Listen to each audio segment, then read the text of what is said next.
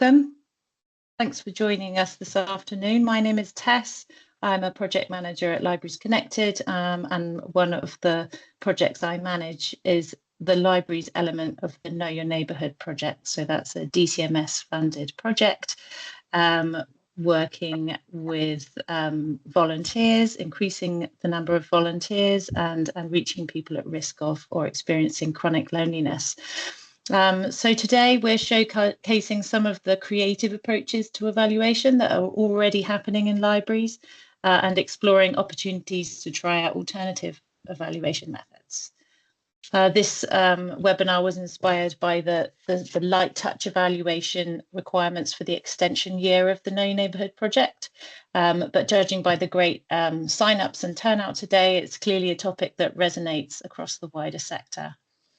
Warm welcome as well to those joining us from other Know Your Neighbourhood organisations, so Association of Independent Museums, Creative Lives, UK Community Foundations and Historic England. It's great to have your perspectives too. We've only got an hour together and lots of creative work to share, so please do add your own examples of creative or alternative evaluation methods in the chat. We'd love to hear about that, what's worked well for you and any challenges you've experienced, and we'll look to sort of collate these together afterwards to share with attendees. So do please share examples of work that you've been doing also. We have enabled the Q&A for today's session as well, so feel free to drop your questions for the speakers in there. We'll aim to cover as many as we can towards the end, time permitting, but speakers might also pick up those and respond to some as we go along. So I'd like to welcome our first speaker now, Karen Foster from Cambridgeshire Libraries, who's going to talk about the evaluation of the Meet, Eat, Art project. Welcome, Karen. Thank you.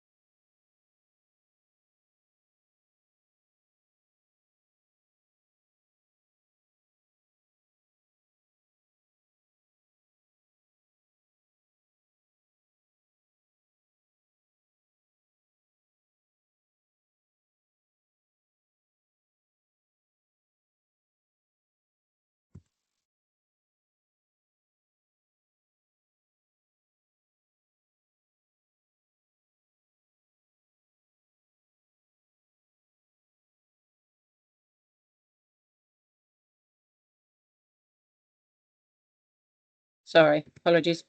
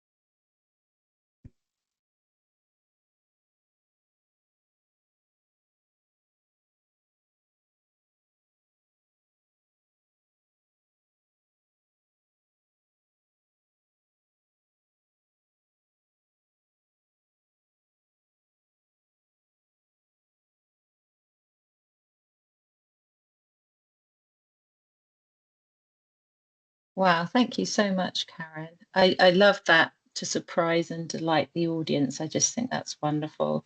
And that product that you have, I just think it's fantastic. And I had the delight of seeing it at the innovation gathering. So thank you so much for sharing. And if anyone has any questions for Karen, do feel free to pop them in the Q&A. We will revisit them towards the end or answer them as we go along. So thank you so much for sharing. So next up, we have Helen Ackroyd, who is going to talk about the I Am a Creator podcast. Hi, Helen. Hi, Taz. I'm just going to share my screen. Has that worked? Great, thank you. Right, yes, podcasting. So I Am a Creator is one of our Arts Council MPO projects, and it's running every year of our funding, but with a different subtitle. So it's the idea behind it is that it's about co-creation and it's about supporting artists to develop their practice in new ways to work with different sorts of groups. And the targeted groups for this project are people living with dementia, older people and neurodiverse families. So we've so far run I Am a Writer, where we recruited a number of writers, obviously to work with different groups over a period of time, to create written pieces together that will end up as an exhibition and a publication, holds up publication, and as it turns out, also as audio. We've just finished I Am an Artist, where we've worked with visual artists, and we're in the middle of I Am a Storyteller, where we're working with storytellers. And we intend to work with 3D artists for I Am a Maker next year. So as well as supporting the artists to evolve their practice and engage these groups and work in co-production, it became a bit of a conundrum on how to evaluate this work.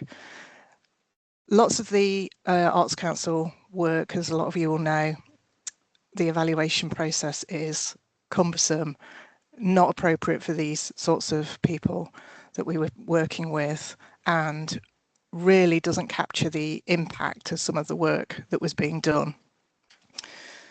So we decided to embark on an experiment with podcasting where we slowed everything right down.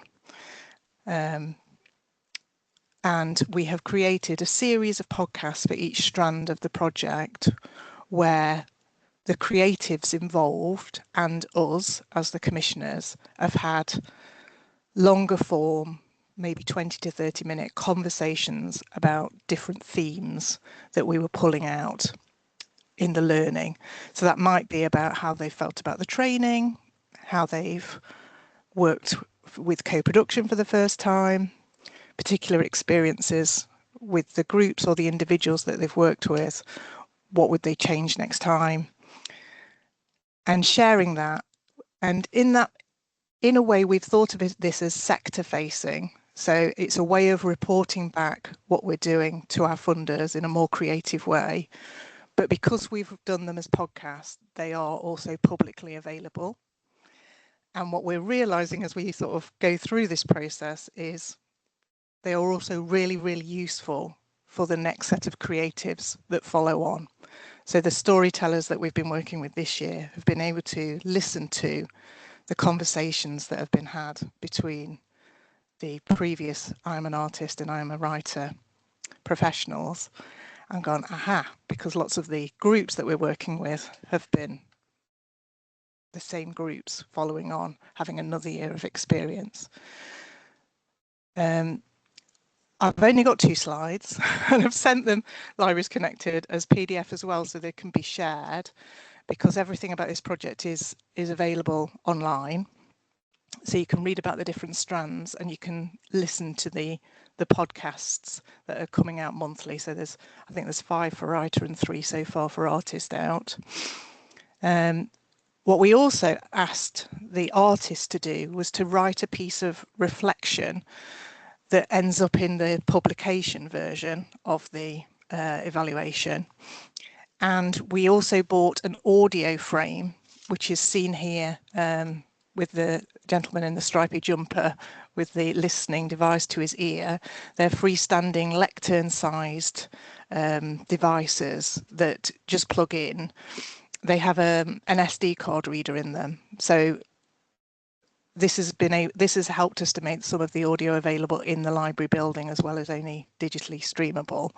So you can just listen to that. You'll have seen them in museums where you just put it to your ear and you press number 1 and you'll get a reflective piece from the artist.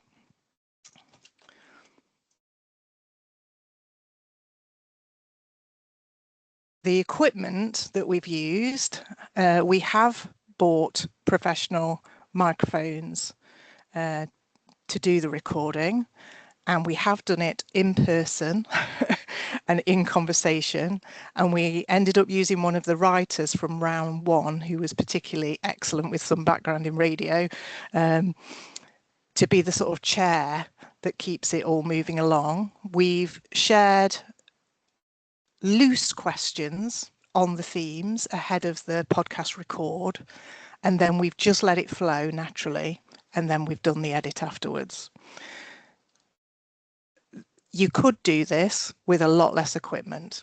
We've chosen to go down the road of having the equipment, and we've bought, we pay for a monthly subscription to Spotify Riverside, which is the creator side of Spotify. It's about 23 quid a month, but you only need to subscribe for the time that you're actually creating the podcast. You don't need to have that permanently. And it allows you to record several people in the room at once and keep them all separate. That's allowed us to do the editing afterwards. We've chosen to have it professionally edited because we've got MPO money for it, but the editing tools are there.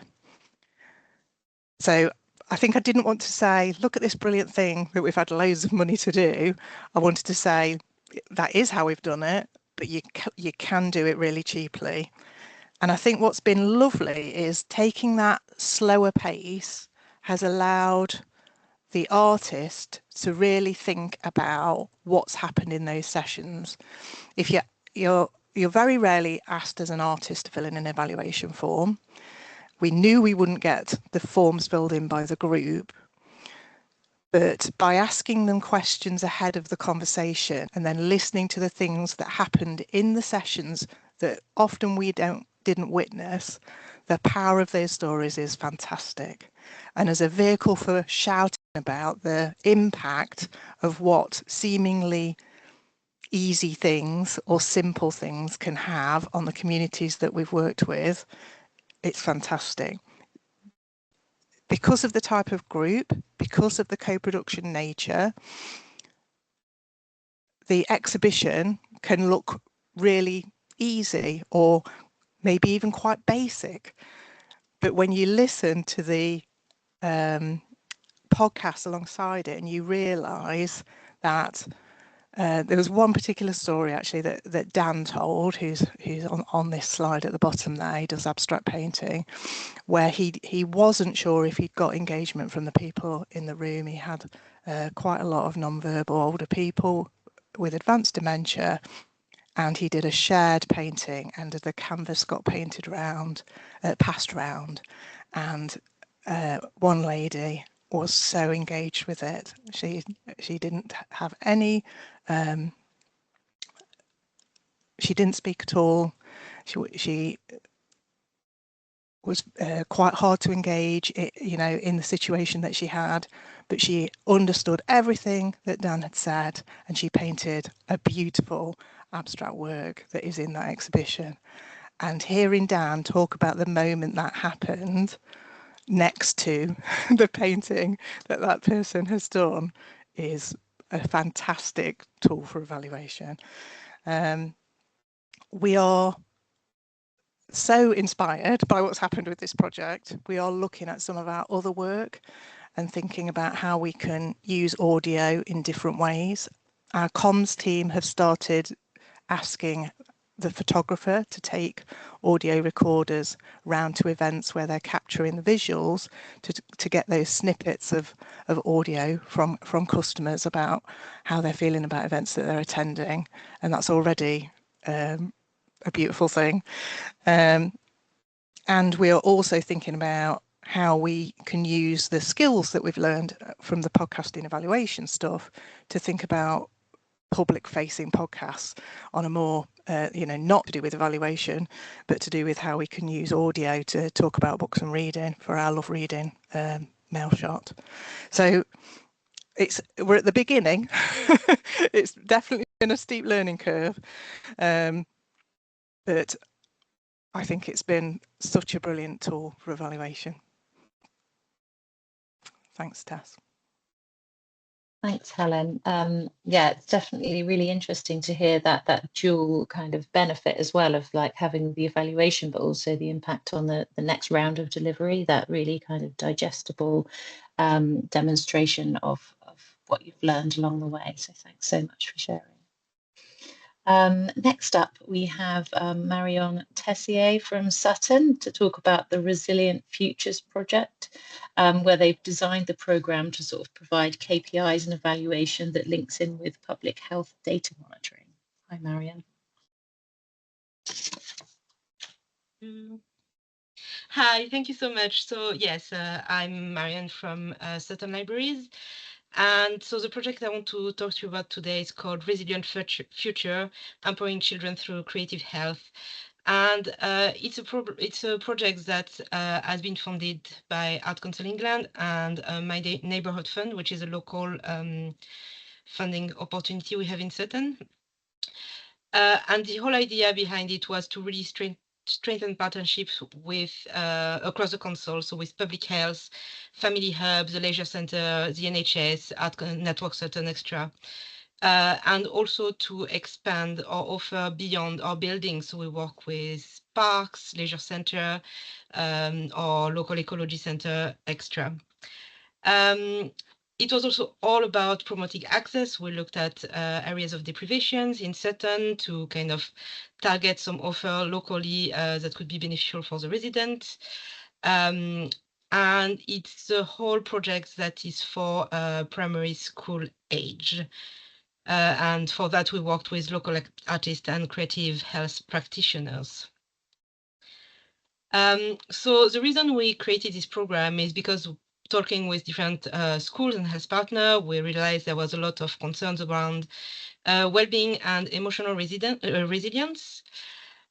So we built this whole program that is a year-long program to support emotional resilience through a program of creative health activities. So yeah, and also to respond to different strategies, so both locals like Ambitious for Sutton, but also the Art Council England Let's Create. And yeah, so we created this whole program. One of the things that we did was working with a local school, the Leo Academy, to create a panel of children and really listen to them, hear their voice, and create a book list together around well-being and emotional resilience.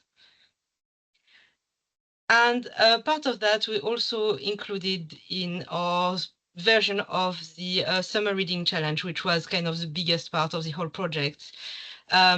So for a number of years, we saw that there was less and less people participating in the National Reading Challenge. It was a bit expensive for us, and as a lot of you, I suppose, we also ended the summer with a lot of excess material. So for a few years already, we've been doing our own summer version of a summer reading challenge, and this year we decided to include it in the Resilient Future project. And for the rest of the years, we have lots of different events and activities going around in the borough, both in our libraries, but also in other sites that really focus on art, reading, physical activity, well-being, extra. So in terms of our timeline, we started in February this year, and we partnered with local organization, local creatives, practitioners to deliver workshops focusing on emotional resilience and mental health, with really the bulk of the activities taking place in school holidays. And we're planning to have a big exhibition in our central library at the end of the project, so in February next year, to kind of showcase a little bit everything that has been created with this project. For the very specifically Summer in Sutton part, we had it was an interesting one. We had a whole program including theater show for schools children, where we had about 1,500 children coming, and that was also an opportunity for us to give them the resource and the information to complete the challenge. We had lots of activities slash events. And the bulk of the challenge was for children to complete activities across 4 categories. So we had reading, which is pretty standard, I suppose, for a summer reading challenge, but also physical activity. So children could log in their physical activity. So things like, just going for a walk in the park, going swimming. We had a lot of golf, weirdly enough. But yeah, so everything like that. Mindfulness was also a big part of it. So we were accepting entries for any kind of mindfulness activities, but part of that, we created some videos called Mindful Moments. And once the presentation is shared, we have put the link in the presentation so you can have a look if you want on our website. So these are just like small videos of things like breathing exercise and just little tips and techniques for children to take the time to exert some mindfulness. And the fourth category was attending one of our free creative and cultural events.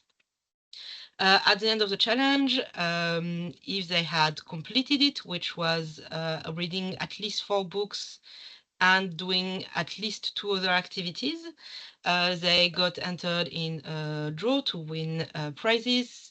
And in terms of prize, we didn't have to pay too much because it was mainly tickets that were sponsored by local partners, such as our local children theatre in Wimbledon, or things like what did we have? Like we have a local farm and stuff like that. The only thing that we paid through the funding was a bike voucher. So we have a child that won a whole brand new bike. And we also had a theme reading list, so co-created by children from one of our local schools. And yeah, so that was whole our new version, we'll say, of the reading challenge. So these are a few pictures of the theater shows that we organized for the local schools. So we had 2 different shows for different age groups. One was called I'm Fine Thanks, which is adapted from a book by a local author, and the second one was The Secret Garden. So they're both based on books with themes. And the Cat and Hutch, which I'm sure you heard about because they're quite active in the library world. And these are a few pictures as well of some of the events that have been happening this year, this summer, and the rest of the year. So we had everything from storytelling to paint throwing, sculpture, and comic book drawing, as well as some scent-specific content, but always with in mind this kind of background of emotional resilience, well-being, really embedded in the event.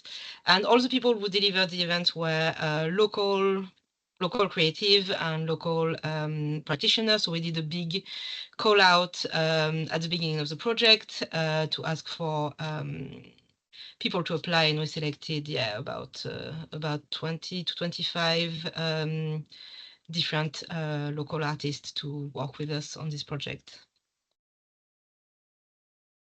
For the Summer in Sutton challenge in particular, we had this map, which was really the most important support we had for this challenge. So on one side at the bottom, you had a little map of Sutton that showcased like all of the cultural services locations, so our museums, our libraries, but also the parks, all the partners that we've been working with, like Sutton Ecology Center, the Leisure Center, Extra. So that was really kind of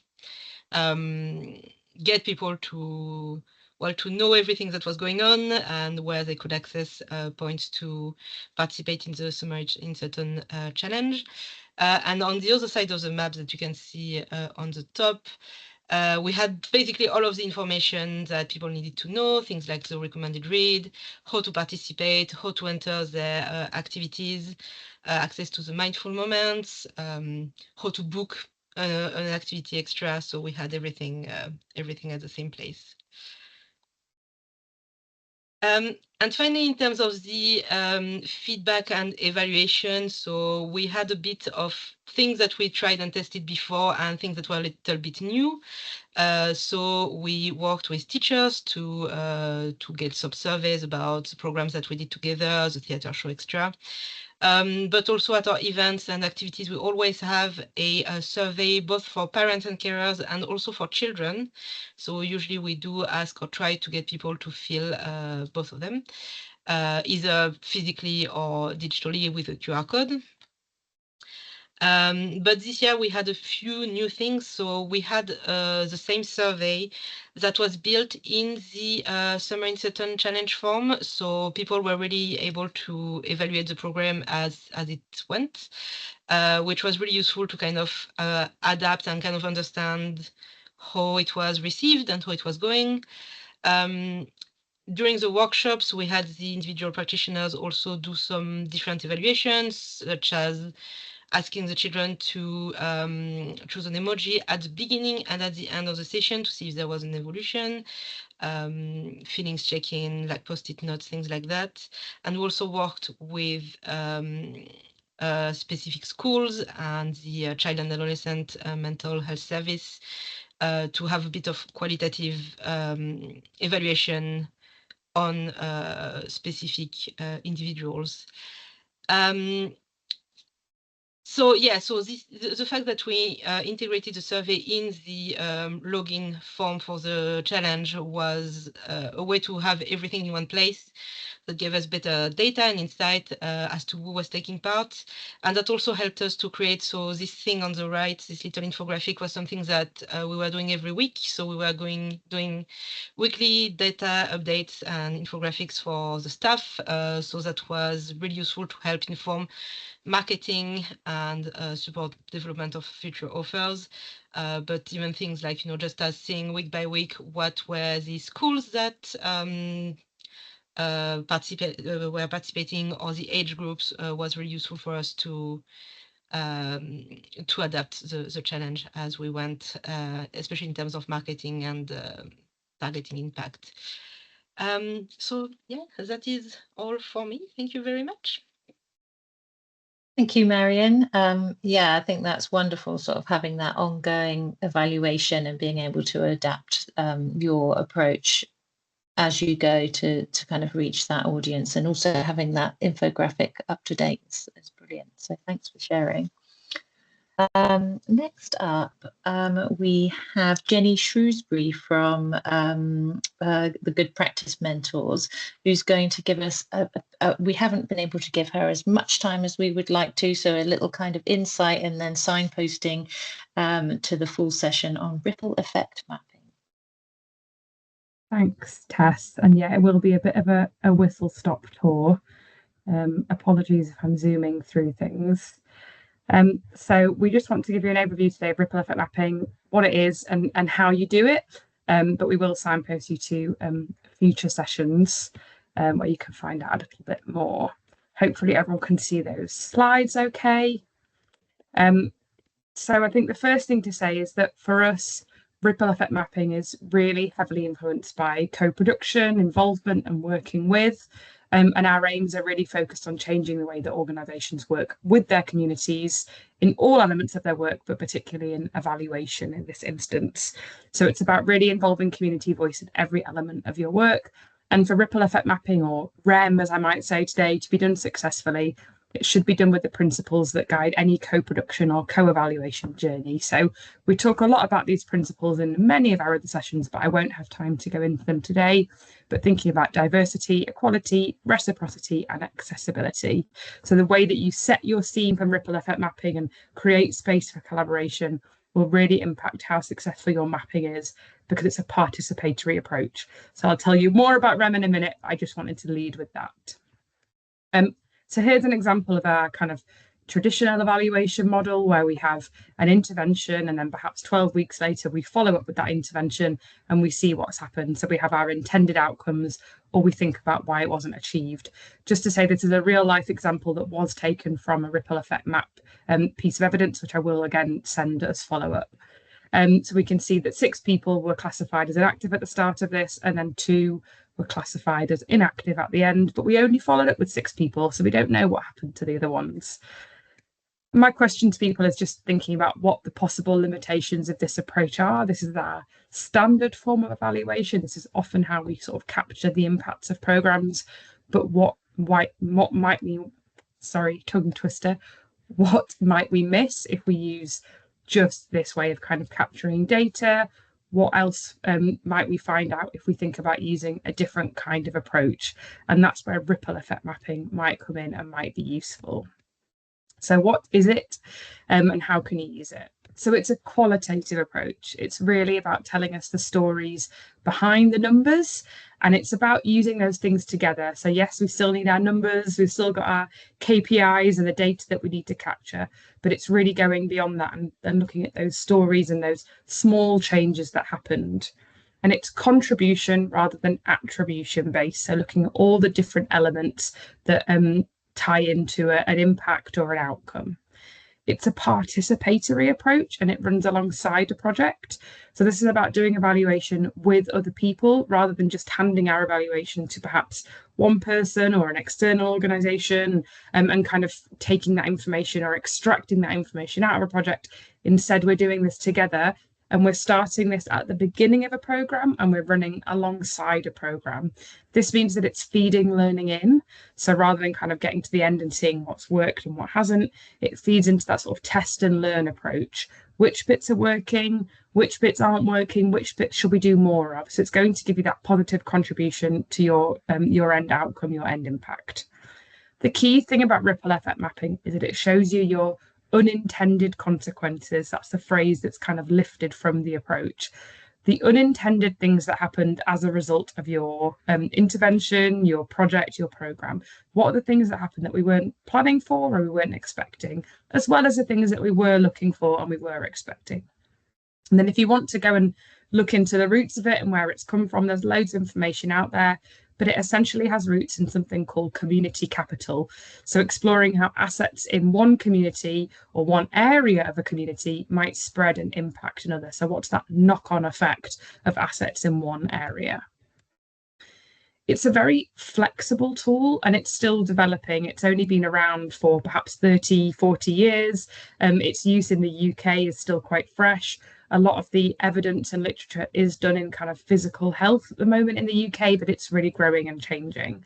But it is very flexible. And once you've got your head around the principles and the core elements, you can kind of use it in lots of different ways to fit your program. And you can use it to either map kind of macro elements, or you can really drill down into the details of a program. So there's lots of different ways that you can map the work that you're doing. And you are able to use that framework in a way that meets the needs of your work. But there should always be these core elements present. So we should always start with what we would call appreciative inquiry, starting off by thinking about the positives, what's gone well so far. There should always be a participatory approach. You cannot do ripple effect mapping on your own as one person. You need everybody else there to help you capture those unintended consequences.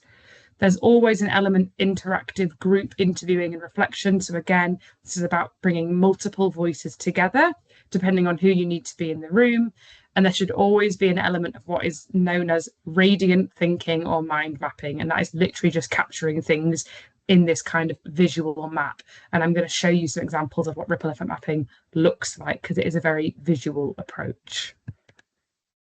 In terms of why we should use it and the benefits and why we like it, I've mentioned already this idea that it's contribution based.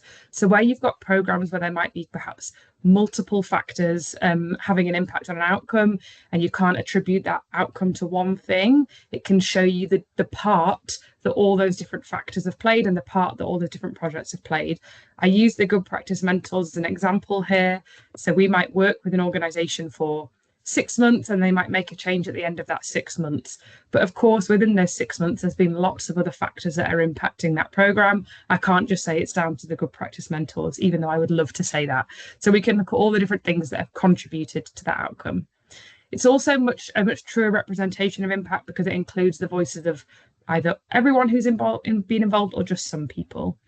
And the other really key bit of of ripple effect mapping, and the other benefit is that it takes place over time. So you are not just capturing data in one mapping session. You're doing this perhaps over 6 months, 12 months, a year. You could even do this over multiple years, as we have done in our programme.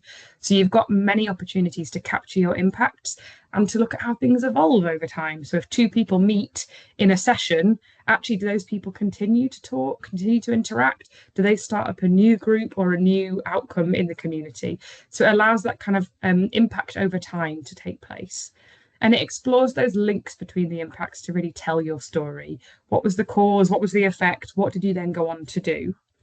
The other thing that we really like about REM is that it can re-energize people taking part in those programs. So often when we start something, we might feel like not very much is changing, or things have got off to a slow start, or some things maybe just aren't working. But by exploring impacts as we go, we're able to see the impact in real time, which kind of helps us take our energy back into that program. Actually, this bit's working really well. Let's do more in it. Let's kind of keep energizing this program and keep trying things, because we've got this visual proof that things are working. This is an example then of ripple effect mapping. So taking that same pathway that we had before, we've then got the same output, a very simple output here over 12 months. Again, this is a real life example. It's taken from a real piece of evidence. So we can see that as well as people doing the cycle training, we can also see in impact pathway 1 that 12 months later, people had started working with their local council to improve infrastructure because they'd noticed that it wasn't safe for cyclists during their training. We can also see that people have started a local cycling group, and when we go back and revisit that output 12 months later, that cycling group now has 30 regular attendees who all cycle twice per week. Now, if you compared that output to the traditional evaluation that you saw at the beginning, I'm sure you'll agree there's a huge difference in the level of detail we've captured and that kind of ongoing impact that it's had on a community, on the people who took part in that 12-week cycling provision training. So to really show how that has gone on and had those ripples and had that continued impact is really important. If you are working kind of in the community and you want to keep justifying your funding and the reason for you existing as an organisation. This is an example of a bigger ripple effect map, a less simple ripple effect map. This is about 18 months worth of data. You can't see the details here. That's not what's important. It's just to show you kind of, again, the visual impact that you get from creating these maps, and also the different level of connection that you start to see. So we can see that we've got our timeline through the middle, so we can see when things happened very roughly. And then each of those green squares started out its life as a post-it note and records an individual activity, event, or what we call took place in real time. So we've mapped them together, we've created those connections, and you can see that some of those pathways take, go across the whole 18 months. So actually something that I might be doing now, I can track it all the way back to 18 months ago and see where it started and perhaps why it happened, how it started, and why it's gone on to continue for so long. This is another example of a real life ripple effect map. So this was done, the center piece of paper where you can see some colors, that was our original map. 3 months later, we then took it back to that same group of people and continued to build on that map. So you can really see how big they can get.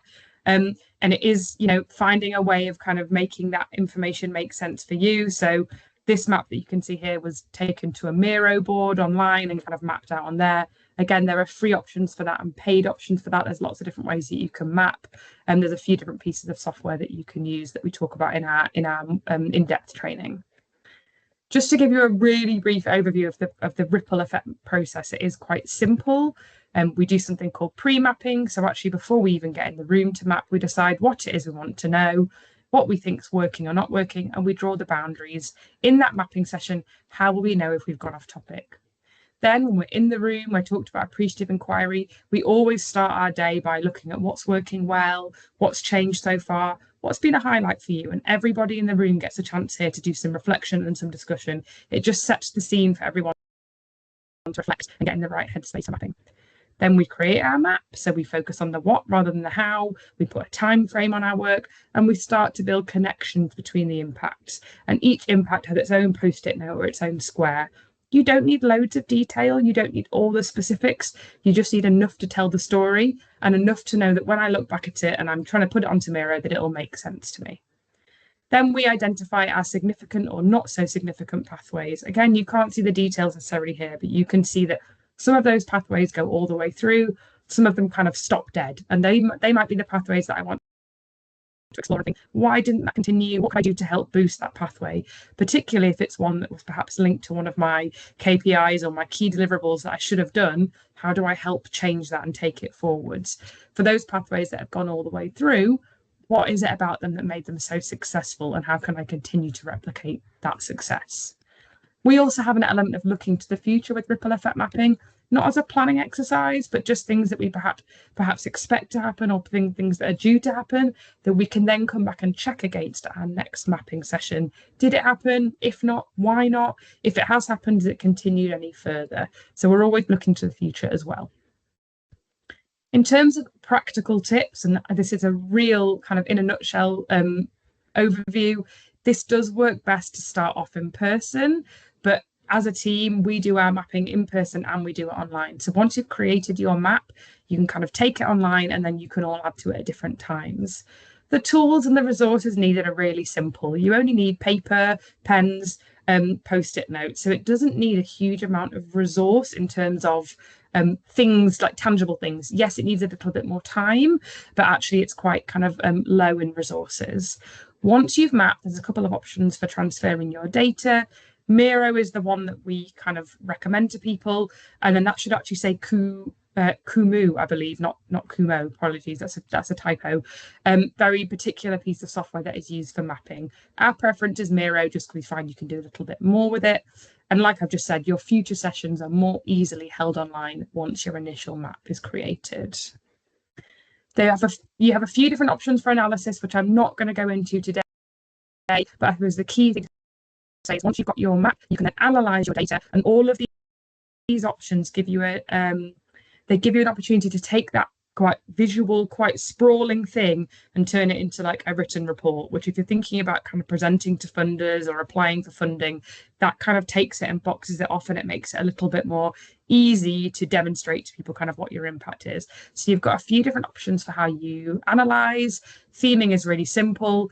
Case study is quite simple. How and why analysis is a little bit more complicated and takes a bit more of your time, but gives you that extra element of data and that extra kind of proof evidence of why your approach might be working.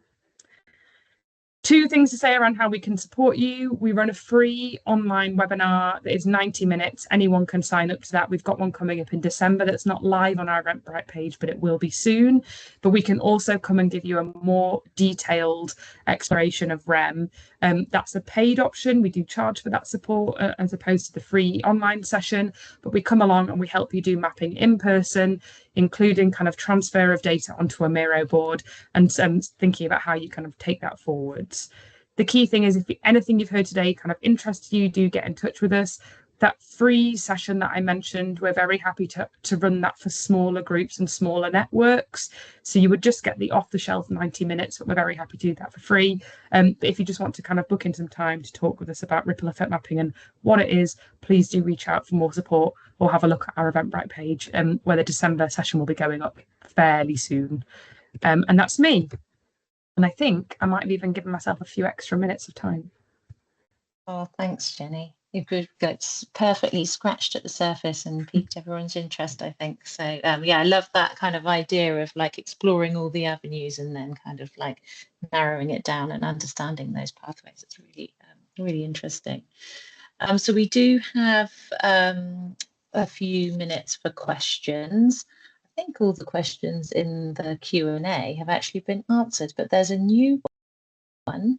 Do you have any other mapping softwares, Jenny, that aren't AI? As I can see, Miro is AI.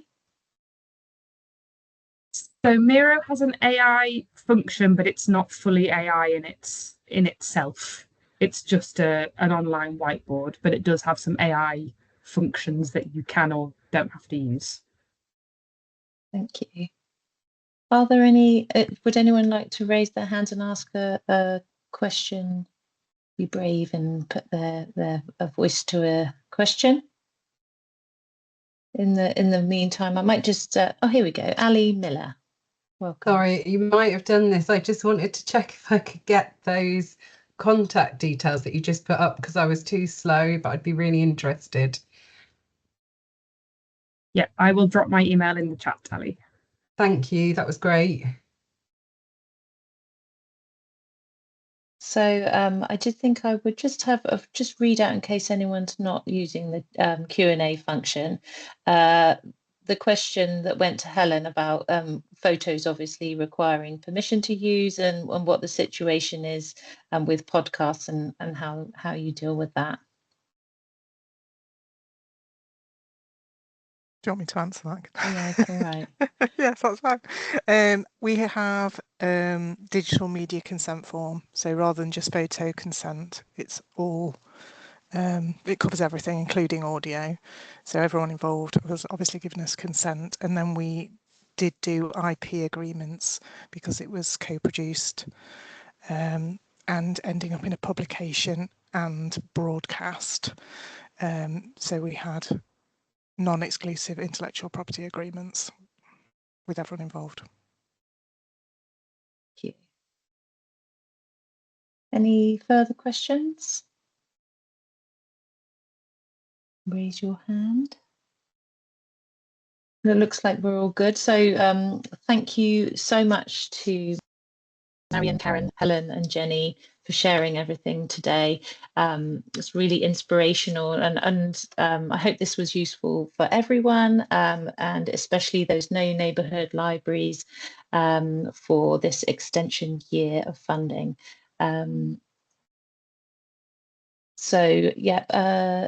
We will share the recording of this webinar after the session along with the slides. So thank you so much for joining us, everyone. Thank you. Thank you. Thank you. Thank you very much.